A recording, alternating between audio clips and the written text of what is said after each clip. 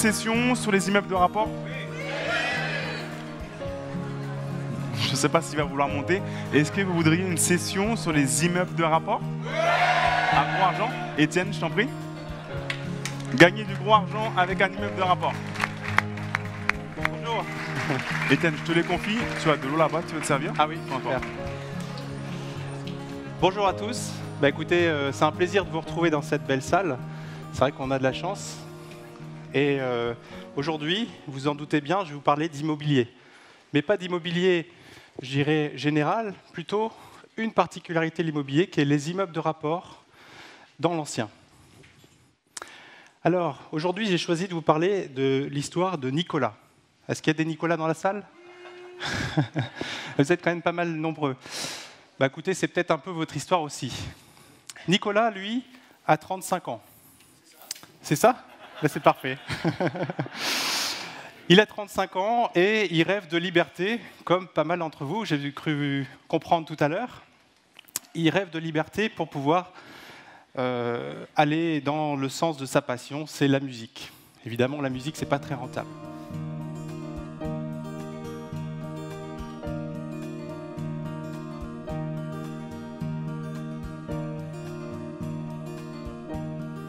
Alors Nicolas, 35 ans, marié, il a un enfant, bon, un deuxième est en route, ça il ne le dit pas encore à sa famille, et il gagne 60 000 € par an, ce qui est quand même pas mal. C'est vraiment déjà un bon petit salaire.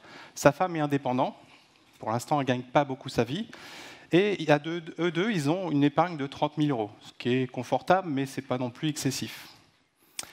Nicolas, lui, rêve de devenir musicien, enfin en tout cas de se consacrer à sa passion, la musique, et évidemment, il rêve pour ça de liberté. Alors, la petite colombe, hein, c'est pas innocent. Cette petite colombe, elle représente beaucoup de choses. Elle représente la liberté, pas l'argent, pas le pouvoir, juste la liberté. Alors, Nicolas, lui, a deux parents. Ils sont tous les deux rentiers, mais pas forcément rentiers au sens où Nicolas l'entend, c'est-à-dire qu'ils sont tous les deux retraités. Ils ont bien réussi leur vie. Sa maman gagne 995 € par mois à la retraite, et son papa 610 € par mois à la retraite également. Lui était commerçant, il dépend du RSI, donc on sait que le RSI n'est pas très généreux. Bon, c'est un fait. En tout cas, ils ont bien réussi, leur résidence principale est payée. Ils ont une épargne confortable de 100 000 € qui génère 1 200 € par an de revenus nets. Et si on tient compte de leur patrimoine, ils font partie des 8% des Français les plus riches.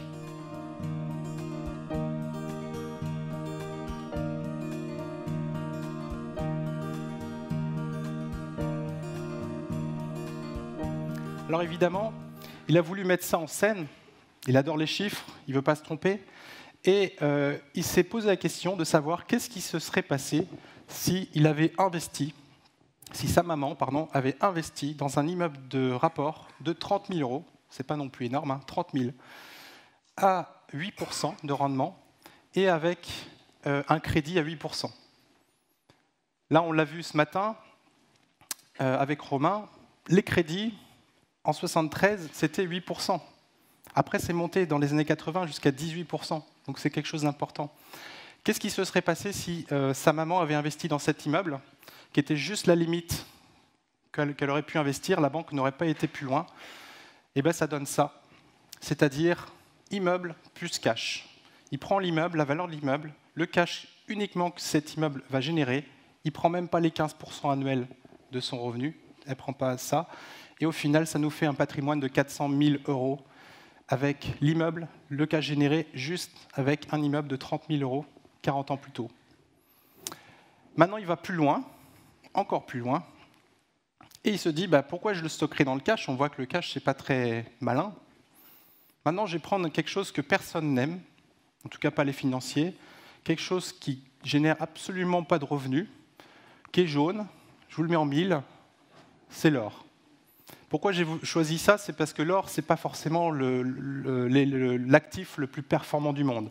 Par contre, il a un gros avantage, c'est qu'il va pouvoir stocker la valeur sur le temps. Et là, on s'aperçoit de quelque chose, c'est que dès le départ, il y a de la performance.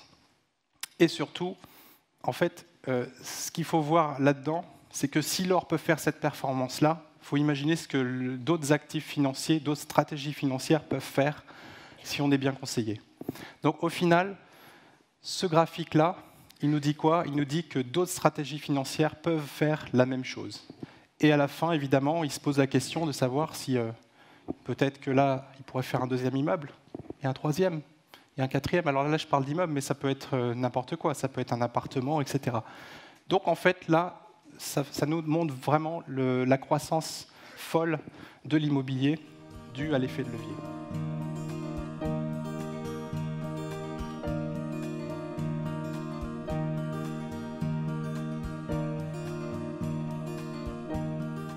Alors maintenant, il va chercher les raisons pour lesquelles c'est intéressant d'investir dans les immeubles de rapport. La première, elle est évidente, c'est qu'on a un prix de gros. On achète un immeuble, mais pas le même prix qu'on achète un appartement. Si on achète un appart, on va être en concurrence finalement avec les acheteurs de résidence principale, avec les investisseurs de petits logements, T2, Studio, T3. Et toute cette pyramide-là, ils n'ont rien à faire, je dirais la partie basse, ils n'ont rien à faire du rendement, donc ils vont acheter au coup de cœur. La partie moyenne, en bleu, ils ne vont pas trop s'intéresser finalement à ce qui va se passer. Même s'ils ont un rendement de 6%, c'est parfait, ils achètent cash. Donc finalement, on ne va pas pouvoir faire d'effet de levier là-dessus. L'autre avantage, c'est qu'on n'a pas de copro. Donc ça veut dire si on a 10 appartements dans 10 copros différentes, ça veut dire 10 copros par an. En réalité, pas de copro, mais surtout on peut décider de tout ce qu'on veut. Si on a envie de refaire la toiture cette année, on le refait. Si on a envie de faire des travaux lourds, on les fait. Avantage aussi, évidemment, qu'on a acheté pas cher, et donc on va avoir des meilleurs rendements. Ça, c'est évident. Et surtout, la stratégie, c'est lui vraiment ce qu'il veut. La stratégie va être beaucoup, beaucoup plus rapide parce qu'il va acheter des appartements en lot d'un seul coup. La mutualisation, ça, c'est évident. L'avantage, c'est que si on a 10 appartements, si un se libère, ce n'est pas très grave. Et devenir rentier, ça, c'est une chose. Aujourd'hui, avec les immeubles de rapport, son objectif est relativement facile à atteindre, tout simplement parce qu'il a moins de projets à faire, il a moins d'efforts à réaliser, ça sera plus rentable et surtout, ça sera beaucoup plus efficace. Donc là, on vient de faire la première étape qui était le choix du mode d'investissement. Certains d'entre vous vont investir dans l'immobilier géré, d'autres qui vont investir dans la colocation, etc. Tout ça, c'est parfait si c'est en cohérence avec vous.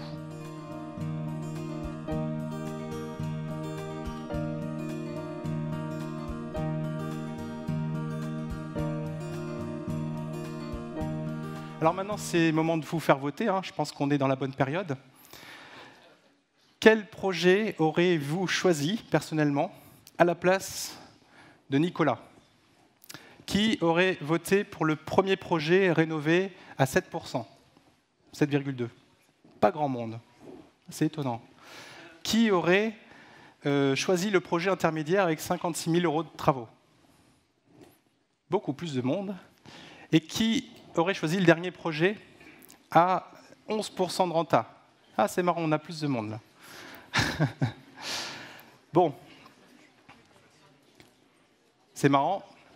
On va commencer par celui que vous avez élu. Alors, ce projet-là, je vais les présenter un par un. Et ces 3 projets ont été du début à la fin, mais ont été pris par 3 investisseurs différents. Et je vous dirai à la fin lequel Nicolas a choisi.